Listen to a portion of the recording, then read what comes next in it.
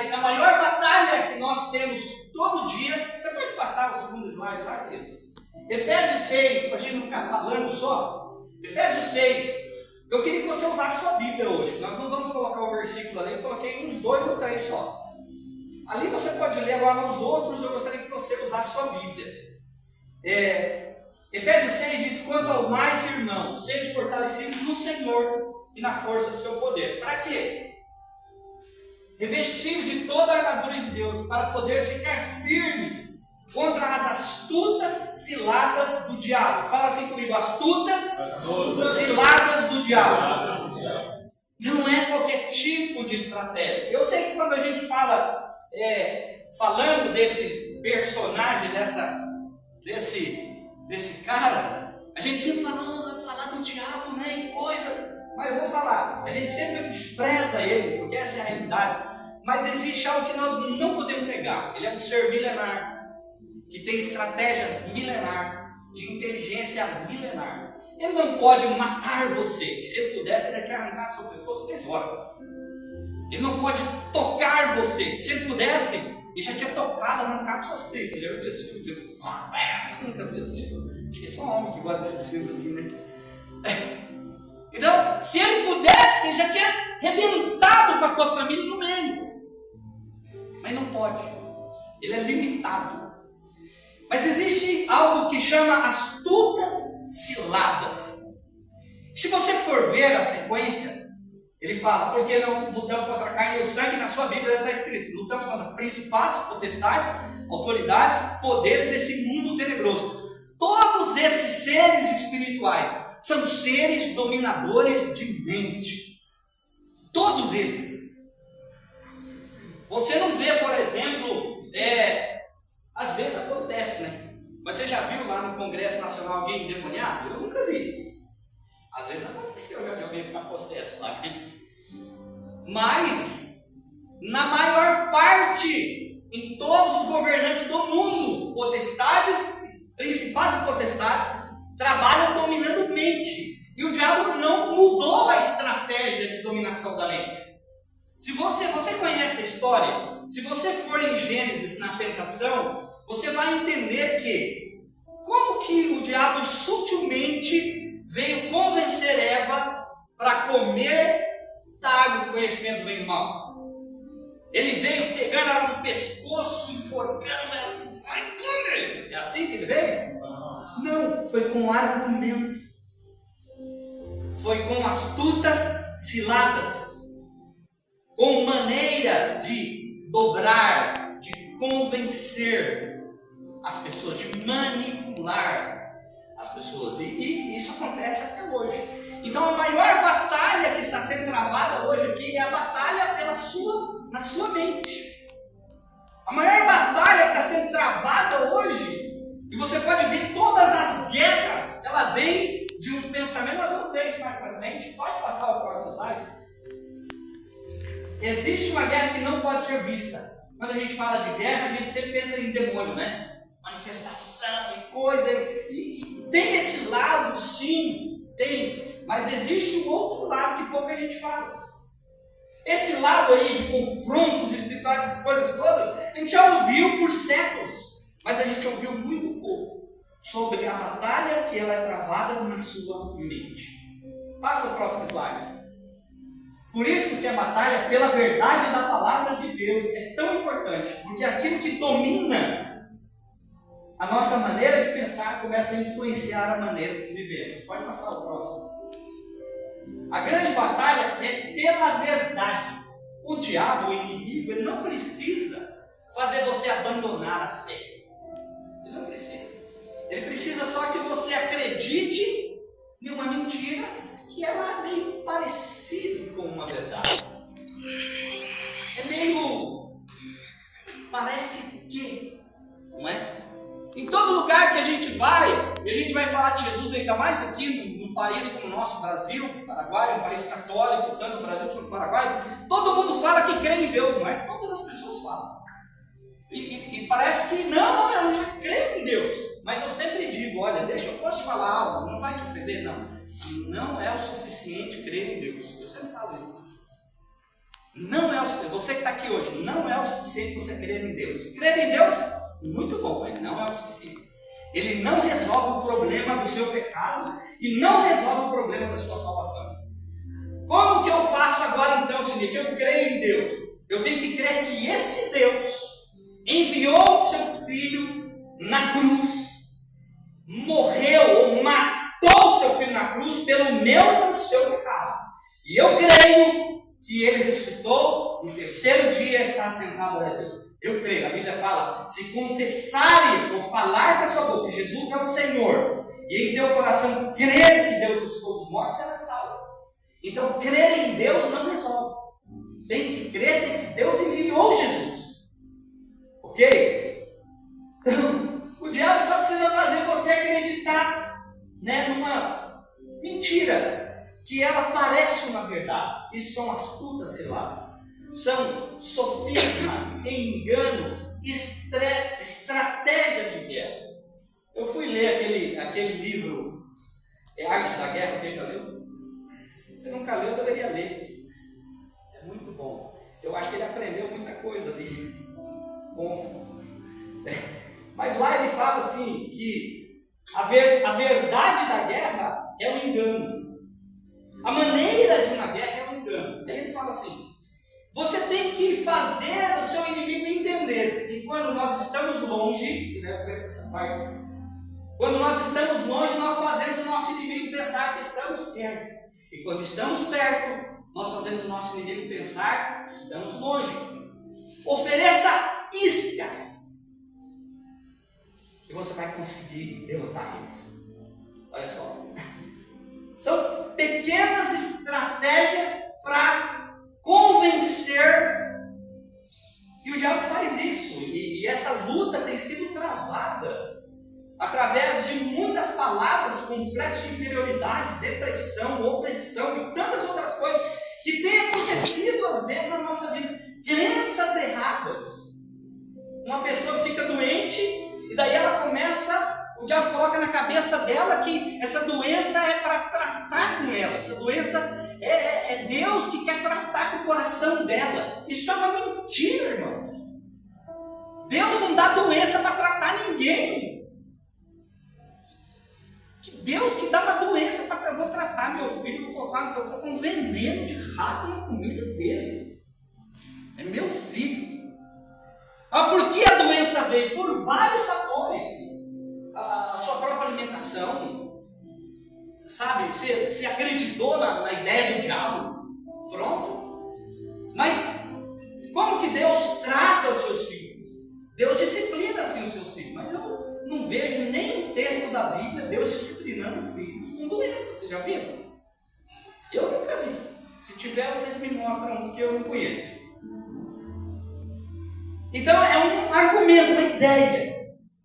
A doença vai fazer com que a pessoa seja mais humilde? Com certeza. Mas não foi Deus que deu.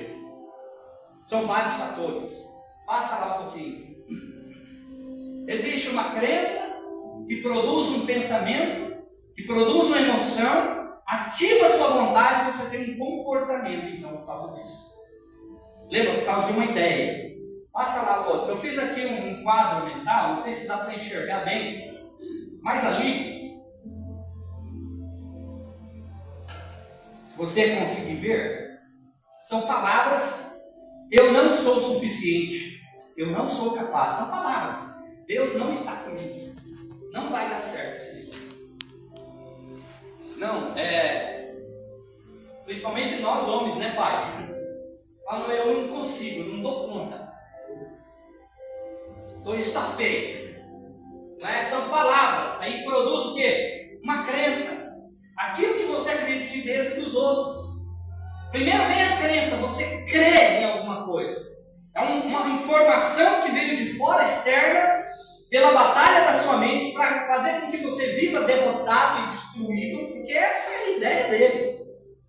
Ele não quer que você se dê bem na vida. Em nenhum aspecto da vida. Ele não quer que famílias sejam fortes. Ele não quer que homens se posicionem e seja homem. Ele não quer que você vença. Por isso existem os argumentos. Não vamos chegar lá. Produz um pensamento, uma crença que produz um pensamento que ativa a sua emoção e você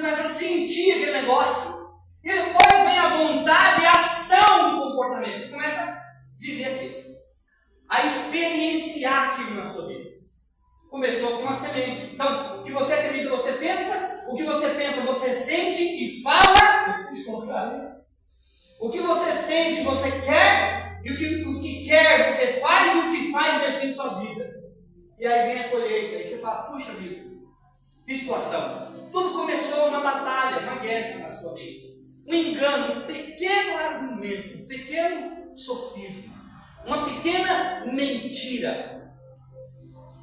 Um pequeno argumento que depois se tornou uma avalanche, se tornou uma bola de neve que você não conseguiu mais se levantar. Por que uma pessoa entra em depressão? Porque começa com pequenas informações, pequenos argumentos. Eu já tive, irmãos, 3 vezes pânico. Eu sou crente, cheio do Espírito. Mas eu tive 3 vezes pânico. A primeira vez que me deu, eu falei, o diabo, né? É lógico que é o diabo, em todos os aspectos. Eu comecei a repreender. E eu não sabia de onde que vinha esse medo. Eu falei, eu não tenho medo do diabo, não tenho medo de homem, eu sou macho, né? Eu sou daqui, olha que medo é esse? E o medo foi consumindo. Uma noite inteira em oração, abrindo a porta, olhando, orando, repreendendo, pânico. Mas como eu era crente, então, eu não ia procurar um psicólogo, um psiquiatra, então, jamais que eu faria um negócio. Eu sou crente.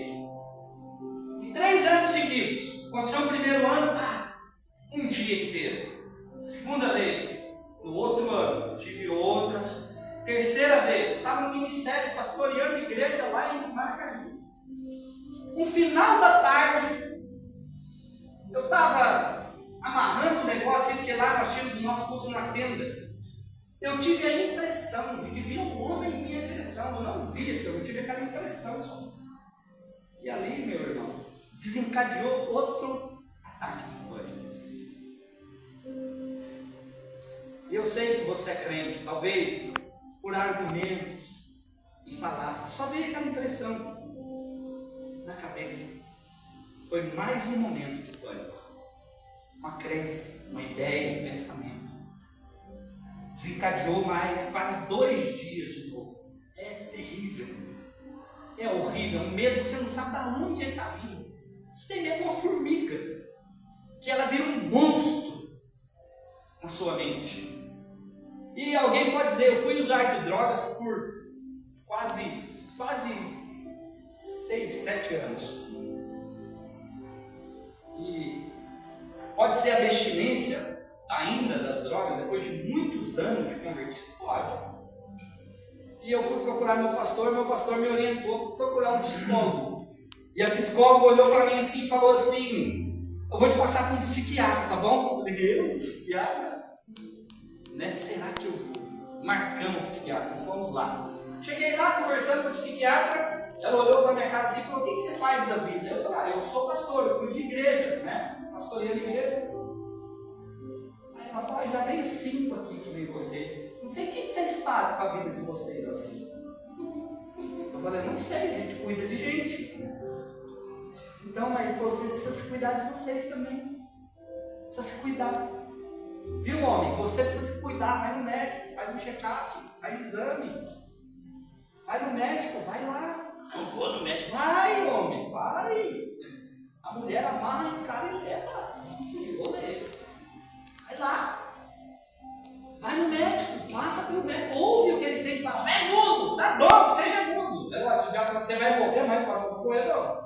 Vou viver amanhã. Não é? Olha lá. Tudo por causa de uma crença que começou um pensamento, ativou as emoções. Quando ativa a sua emoção, você já não consegue mais se controlar. E daí vem outra questão, ativa a sua vontade, que a vontade é a parte da sua mente, da sua mente, da sua alma. A sua alma são 3 partes, mente, emoções e vontade, ou intelecto, algumas pessoas interpretam. E na sua mente, existe a mente onde você recebe informação. E quando a mente vê a informação e você recebe nas emoções, as emoções automaticamente fazem você ativar a vontade e produz comportamento. É por isso que a batalha pela palavra de Deus, pela verdade de Deus, é algo precioso para nós. Abre lá a sua Bíblia, eu não vou pedir para o Isaac, eu falei para ele, não por ali. Abre a sua Bíblia aí. Em 2 Coríntios capítulo 10, versos 4, 5, versos 3, 4 e 5.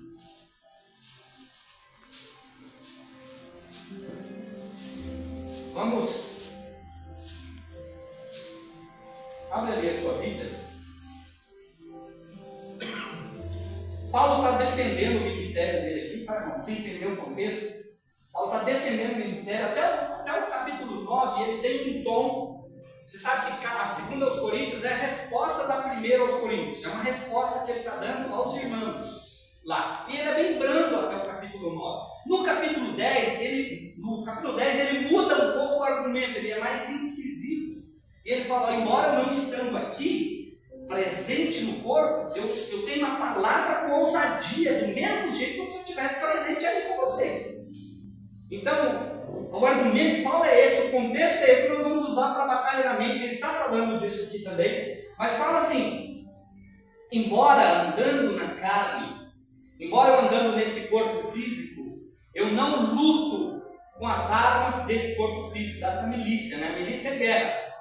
Porque, embora andando na carne, não milito segundo a carne, porque as armas da minha milícia não são carnais, da minha guerra, mas são poderosas em Deus para a destruição das fortalezas, destruindo o conselho e toda altivez que se levanta contra o conhecimento de Deus, levando cativo todo pensamento à obediência de Cristo. Existe um conselho e existe uma altivez que se levanta contra o conhecimento da verdade da palavra de Deus na sua mente. Existe um argumento. Foi o que o diabo fez lá no Éden.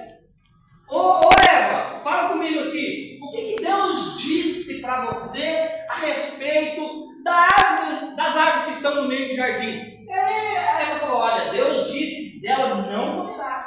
E também não tocarás, porque no dia que comer, morre. E o diabo falou assim, mas não é bem assim. Não é desse jeito que você está pensando. Eu quero contar para você um negócio aqui. Vem cá.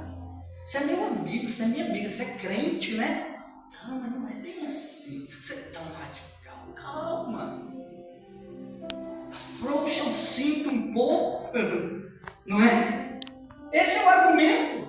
Embora andando na carne, eu não milito, porque se a minha luta não é com a carne, lembra que a minha guerra não é com a carne, é contra esses principados na mente. Não é o diabo que vai aparecer dando a voadeira em você, porque ele não pode, mas ele vai tentar argumentar com você a respeito da palavra de Deus que você está recebendo. Por isso, irmãos, é necessário a leitura das Escrituras. Por isso é necessário você se esmerar na palavra. Por isso, não apenas o que você gosta de ler, mas todas as Escrituras. Ok? Pode passar um pouquinho? Aquilo que eu acredito realmente está fundamentado na palavra de Deus, ou é apenas aquilo que eu ouvi numa pregação explosiva, extraordinária? Precisamos compreender texto, contexto, significado e aplicação. Uma fé desorganizada produz uma mente vulnerável. Argumentos, estratégia, altivez que se levanta contra o conhecimento de Deus. Se você não tiver uma mente organizada, entende? Concatenada, organizada, organizar pensamentos, não dando tiro para o lado. Às vezes você vai numa guerra e você começa a dar tiro para cima, para o lado, você tira, você morre. Você está numa guerra, então tua fé tem que ser organizada. Tem que ter uma mente organizada. Se você começar a viajar na mente, eu sempre trabalho isso lá em casa com os meninos. E o Natan é muito inteligente, ele começa a falar um monte de coisa. Volta pra cá, homem! Pensa no que eu estou pensando agora. Junto comigo. Aí ele volta. Porque a mente, não é? Glória a Deus por isso, mas é perigoso às vezes, se você não sabe organizar. Passa o próximo slide. Jesus foi tentado. Agora eu vou começar a pregar, irmão. Você que tem dia dos pais hoje, eu vou começar a pregar agora. Abre aí sua Bíblia em Lucas capítulo 4. Nós vamos ver uma parte da tentação. Como que acontece isso então, queridos? Nós vamos ver duas coisas importantes. E eu vou te falar também como sair disso. Ok? E eu não vou conseguir terminar essa palavra hoje. Nós temos a festa do Dia dos Pais. Ela é bem longa. Mas eu vou chegar até onde é bom para você hoje, para nós hoje. mas ela tem mais partes. Ok? Eu consegui organizar uma parte dela. Eu comecei a estudar, eu comecei a ler, né? Até ontem um menino me convidou para mim ir num culto deles lá, num culto de obreiros, numa conferência. Eu falei, cara, eu não vou, porque eu estou terminando de preparar a minha palavra. E tinha uma outra coisa que eu tinha que deixar pronto também, mandar para os irmãos.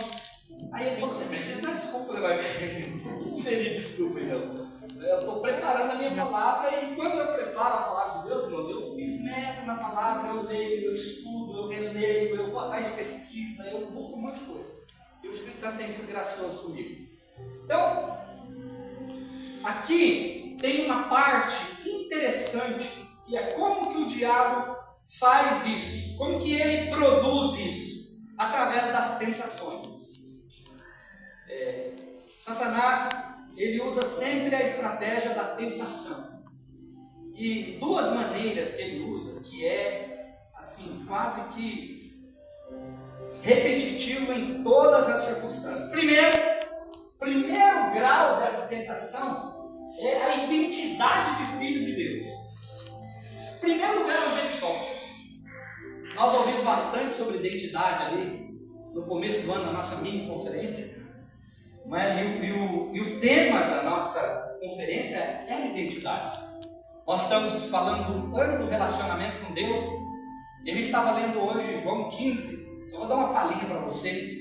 Pega João 15 e lê e separa todas as palavras permanecer lá. E depois vai no grego, procura uma Bíblia no grego, tem de graça nesses aplicativos aí. E procura saber o que significa a palavra permanecer. Você vai ficar chocado, vai ser algo extraordinário. Ali, essa primeira parte da tentação que Satanás tenta, Jesus passou por esse processo, que ele foi tentado, é uma tentação da sua identidade como filho de Deus. Se você voltar na sua Bíblia aí mesmo, o jeito que ela está aberta aqui, no verso de número 24, no capítulo 3, alguém pode abrir e ler para mim aí? Capítulo 3, aí mesmo de Marcos, 24. Marcos, esse mesmo capítulo está aberto. Marcos não, Lucas, perdão. Lucas, isso.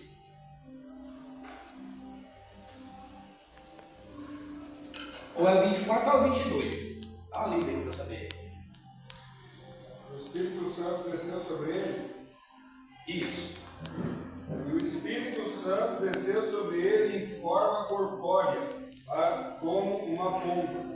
E uma voz do céu disse: Você é meu filho amado, que me dá grande alegria.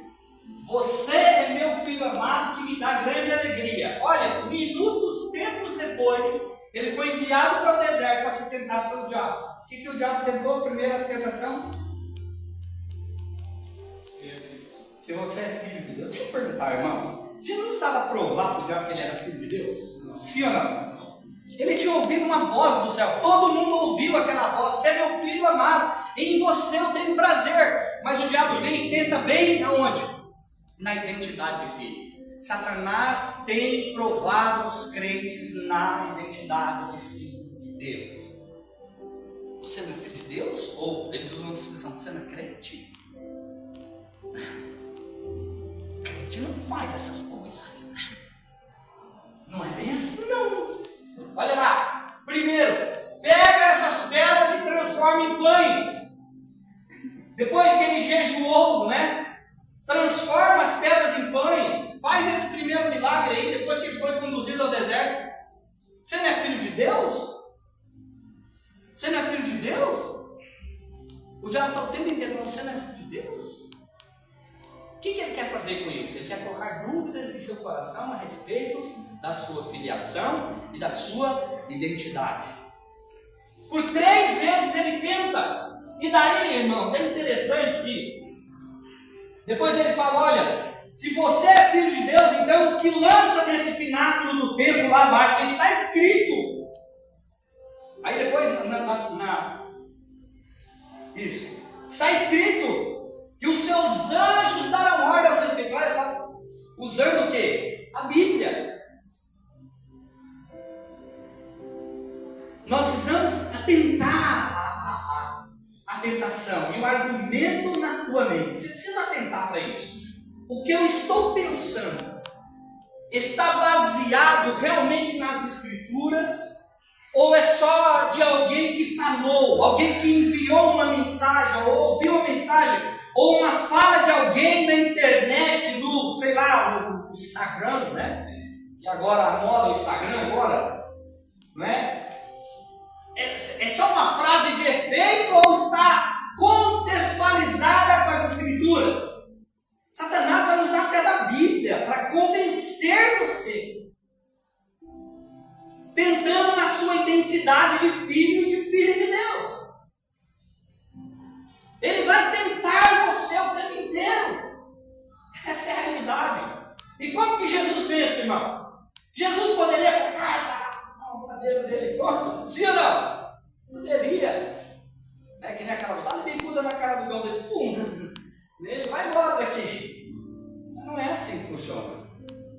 Jesus venceu de outra maneira.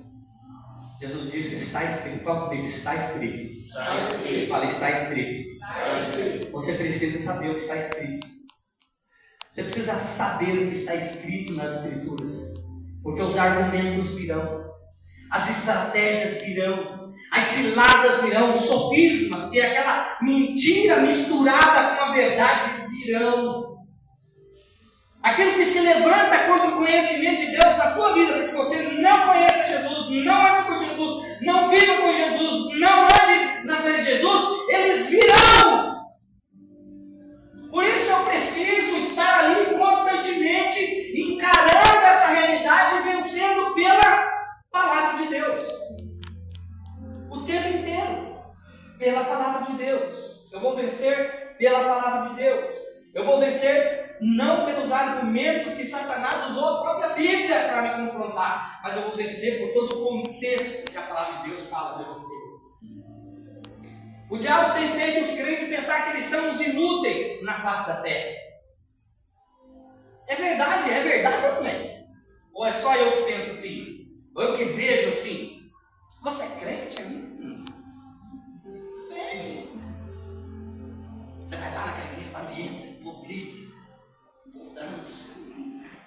Amém.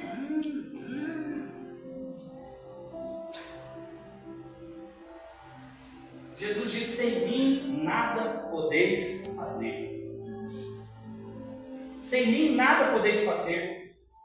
Esse é o primeiro alvo da tentação de Satanás, a sua identidade como filho. O segundo, passa lá, continua ali o capítulo 4 mesmo de Lucas. Você continuar lendo ali, no versículo 14, fala assim: então, pela virtude do Espírito Santo, voltou Jesus para Galiléia, e sua fama correu por todas as terras ao redor. Ele ensinava nas suas sinagogas, e por todos era louvado. Chegando a Nazaré, onde foi criado, entrou numa cidade de sábado, segundo o seu costume, na sinagoga, ele levantou-se para ler, e foi-lhe dado o livro do profeta Isaías. Então, quando abriu o livro, achou que estava escrito: Espírito Santo está sobre mim, pois me ungiu para evangelizar os pobres, enviou para curar os quebrantados de coração, pregar liberdade aos cativos, conceder restauração à vista aos cegos, pôr em liberdade aos oprimidos, anunciar o ano aceitável do Senhor. Fechando o livro, devolveu o ministro, assentou-se aos olhos de todos na sinagoga, estavam fitos nele. Então começou a dizer: hoje se cumpriu a escritura em vossos ouvidos. E todos lhe davam testemunho maravilhado das suas palavras, de graça saiu da sua boca, dizia: não é este o filho de José? Não é esse aquele menino que andava aqui no bairro? Não é esse aquele mecânico? Não é esse aquele irmão, aquela pessoa? Não é esse? Quem é esse? Ou melhor, quem é esse? A segunda maneira de Satanás tentar você é tentar no seu propósito. E eu vou dizer uma coisa para você: propósito de humanidade, de ser homem, é o que Satanás tem conseguido dominar e governar sobre uma geração de gente, né? Hoje tem um negócio de fazer aura, né? Vamos fazer aura. Fazer aura na minha época era dançar um flashback, né? Na minha época era dançar um flashback, né? Aquele negócio. Fazia aura também assim. Agora tem um negócio maluco que estão fazendo, né? Quem que está enganando essa geração, gente? Satanás. Está enganando uma geração de gente. O povo tem campeonato de aula.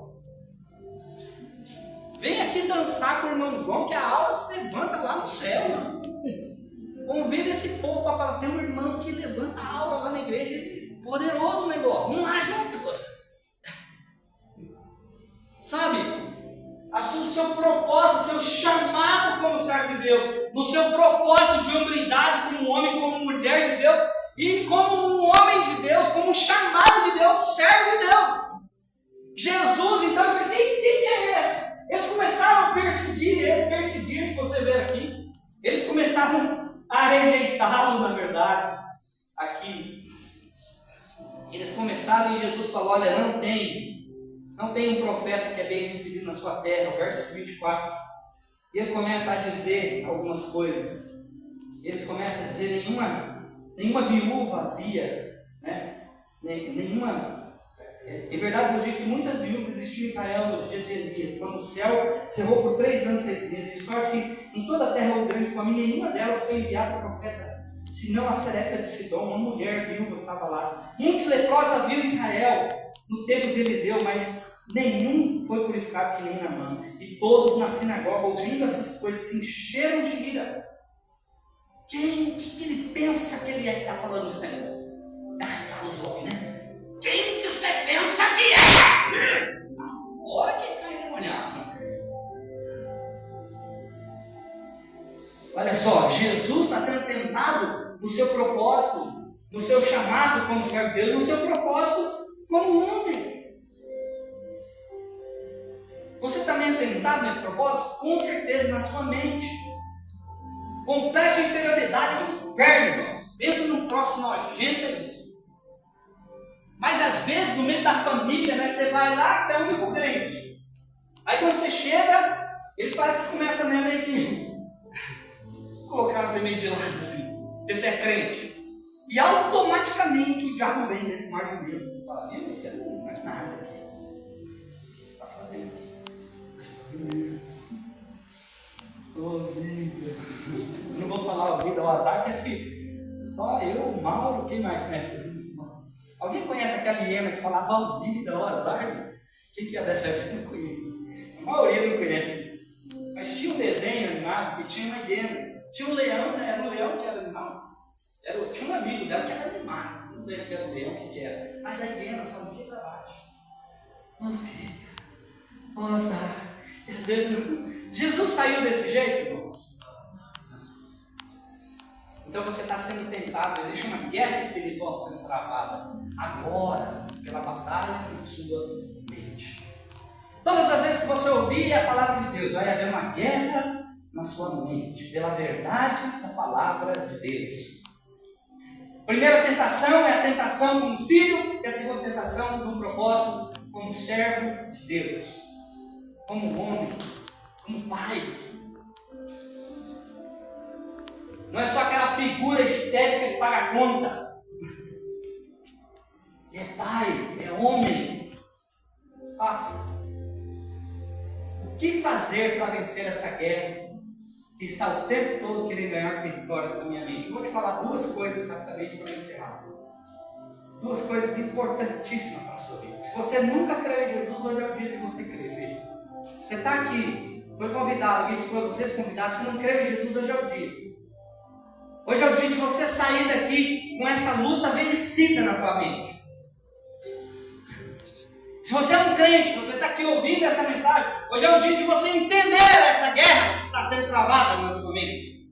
E de você depois combater. Existem 2 formas práticas que nós podemos fazer diariamente. Primeira, pode passar ali, ver se está já a primeira aí. Como ter uma mente transformada? Podemos explicar 2 grandes práticas. Fácil.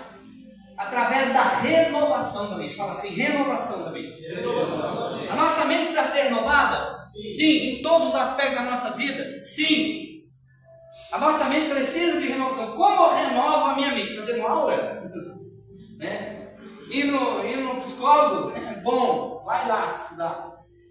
Mas não. Tem uma maneira.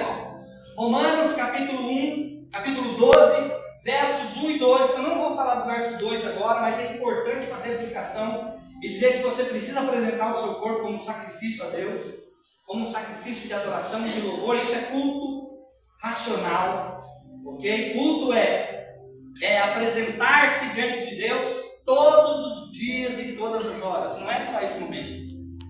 Então a primeira coisa é apresentar o corpo como um sacrifício vivo e depois não se conformar com esse século, mas transformar pela renovação da sua mente. Passa o outro slide. Olha lá. Como que eu passo por esse processo de transformação? A palavra grega transformação ali é metamorfo, que é aquela coisa mesmo da borboleta. Alguém já viu uma lagarta aqui? Alguém já viu lagarta? Ok, aquela lagarta feia, asquerosa, ela sobe num canto e pendura com a cabeça e ela passa por um processo de transformação. E depois ela vira aquela bonita borboleta que você deve ter visto por aí. Eu trabalhei muito na fazenda Itamaraty, tinha várias borboletas bonitas, coloridas, mas ela era uma lagarta asquerosa antes. Como que eu passo por esse processo de renovação? Lembra? Você precisa entender os estratagemas de Satanás, compreender que ele ataca na sua mente. E como que você faz isso? Lendo. Lendo o quê? A palavra de Deus. Lendo a palavra. Mas eu não entendo nada, leia mesmo assim. Mas eu não entendo nada, leia 10 vezes. Não entendo nada, leia 100 vezes. Leia, leia e leia. Pega o capítulo de João, pode ser para todo mundo aqui, o capítulo 3 de João, leia tudo. Não entendi nada, leia de novo. Eu sei a história, leia de novo. Até que aquelas letras, elas fazem parte de você. Elas se entranham em você. E você então começa a viver a experiência daquela escritura. Segundo, ouvindo. Você pode ouvir com atenção, abrir seu coração para aprender uma pregação que ensina a palavra de Deus. Eu sou ruim para ouvir pregação, já ouvi mais. Hoje eu não gosto de ouvir muito, eu prefiro ouvir os irmãos aqui, o Mauro, o Gilberto, o pastor Dude. Eu prefiro ouvir os irmãos aqui. Se falar que o cara é poderoso pregador, aí que eu não vou mesmo. Porque se ele é poderoso, então Jesus não está lá. É ele que é poderoso, né? Eu não vou mesmo, nem me convida, eu não vou. Eu gosto de ler as escrituras, eu gosto de ouvir o presidente Joel. Agora, ninguém gravou a palavra né? Eu queria ouvir de João 15. Você vai ter que falar para mim depois do dia. Tá frio, que eu vou te cobrar. Todo dia nós estamos estudando João 15. Né? Depois, confessando a palavra de Deus, confessando quem você é em Cristo. Quem você é em Cristo? Um miserável pecador, um zero à esquerda? Não, a Bíblia fala que você é o melhor de Deus, a Bíblia fala que você é justiça de Deus, a Bíblia fala que você é perdoado, que você é redimido, que você é santo, que você é separado, que você é o melhor de Deus nessa terra, que você deve andar assim. Quando você confessa essas verdades a seu respeito, então você vai experimentando. Confessa isso, irmão, confessa. Fala quem você é em Cristo, usando as Escrituras. Usando as Escrituras. Depois, estudando, investigando, seja curioso, como os irmãos bereanos. Paulo chegou num lugar de uma cidade chamada Bereia, e Paulo estava pregando, não era qualquer um, e Paulo já era conhecido naquela época como o cara que tinha a palavra de Deus. Mas os irmãos bereanos falaram, ele pode ser o maior pregador, não importa, eu vou examinar o que ele está falando, linha a linha. Eu vou ver se o que ele está dizendo está escrito nas Escrituras. Eu vou analisar, eu vou examinar, eu vou estudar, eu vou reler, eu vou rever. Eu vou ver essa verdade, mas eu sei de cor, lê de novo. O pão nosso é de todo dia. É um pão novo todo dia numa palavra. Depois, ruminando. O que é ruminar? Ruminar é a mesma coisa que o boi faz. Você sabe que o boi come o dia inteiro. Armazena ali. Depois ele regogita. É nojento, né? Ele regogita e rumina aquilo que ele comeu. Rumina, vai. Ele extrai todos os nutrientes que tem naquele. Mas às vezes você já conhece, né? Não precisa ruminar mais. Se você ruminar, o Espírito Santo vai te dar uma nova luz. Uma nova luz. Eu desafio você a ler o livro de João, todo o capítulo de João. E se no final você não tem uma revelação de quem é Deus, eu duvido. Duvido. Não tive revelação. Mesmo que você não entenda, leia. Você vai entender. Rumina é pensar repetidamente, é pensar a palavra. Longo do dia, confessar a palavra. A minha esposa, ela confessa a palavra, e a gente confessa a palavra, ela confessa deitada, e às vezes ela fica meio dormindo, confessando. E dorme, levanta e confessa a palavra. Rumina é meditar. Meditar não é a mesma coisa que ruminar. Meditar é no seu coração. Você entroniza aquela palavra dentro de você, que você está lendo, que você está estudando. Pega agora o capítulo 4 de Lucas. Leia o capítulo 4. Releia o capítulo 4, faz esse processo aqui, confessa o capítulo 4, vai lendo, deixa a palavra de Cristo habitar em você, deixa a palavra de Cristo fazer parte da sua vida, deixa a palavra de Cristo ser entronizada e fala para o Espírito Santo, eu não quero mais nada, eu quero a tua palavra. Tem mais de 3 anos que eu parei de ler livro, eu não leio mais livro, eu lia livro, não leio mais, só leio a Bíblia, nada contra quem lê livro. Mas eu quero as Escrituras. Depois, decora versículos da palavra de Deus. Vai decorando. Pede ajuda do Espírito Santo. Assim a sua mente vai sendo renovada pela palavra. Quando vir um embate, uma guerra na sua mente, a respeito da sua identidade, quem você é, você combate com a palavra.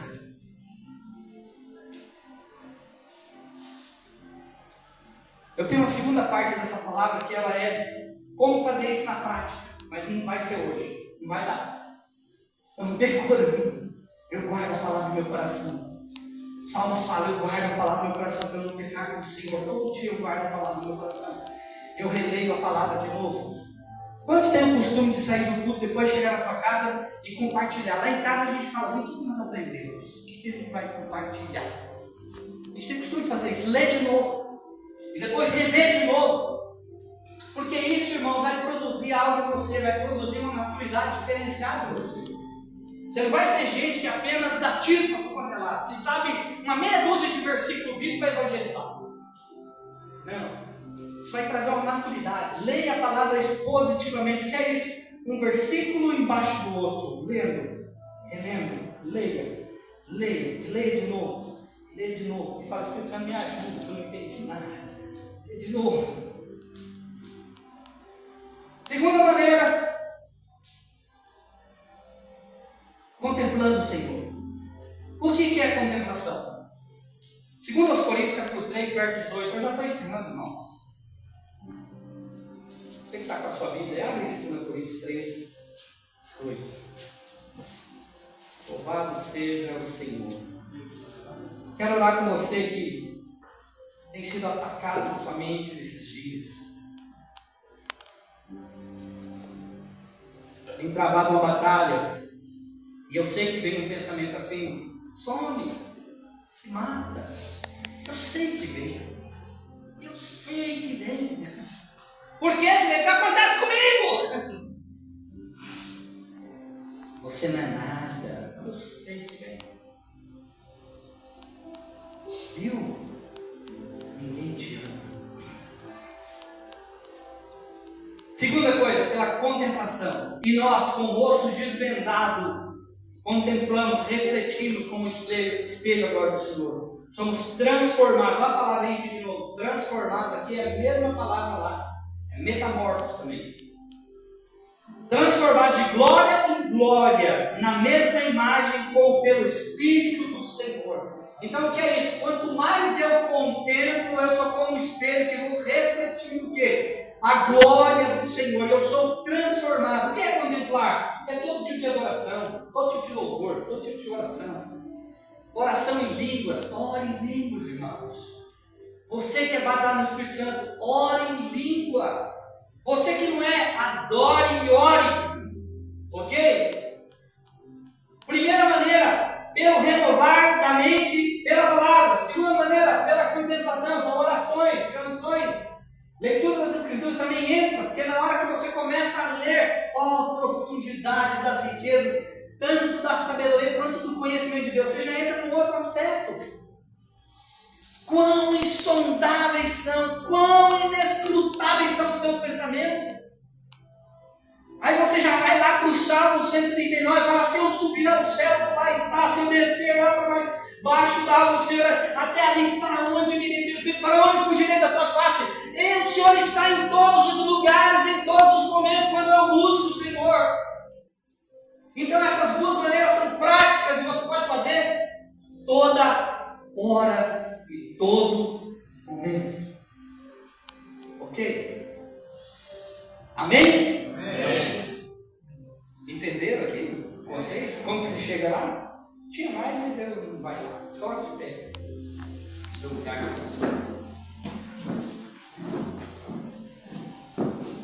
Você tem sofrido com ataques na sua mente. Tem passado com essas batalhas.